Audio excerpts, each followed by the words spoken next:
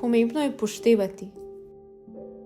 Tudi če bo otrok poznal in uporabil samozaščitne veščine in bo poskušal reči ne, oditi stran od storilca ali storilke, na drug način postaviti meje, še ne pomeni, da bo lahko preprečil in sam ustavil spolno zlorabo.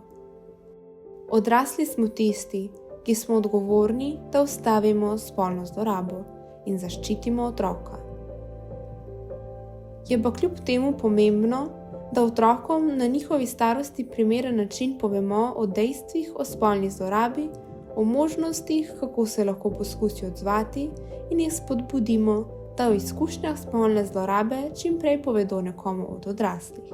Če bodo imeli otroci informacije o tem, da so določena ravnanja neprimerna in prepovedana, da za nasilje in zlorabo, ki jo doživijo, oni nikoli niso odgovorni, ter bodo vedeli, da je prav in kako naj povedo odraslim, bodo lahko prej povedali o zlorabi, če bodo doživeli tovrstne izkušnje.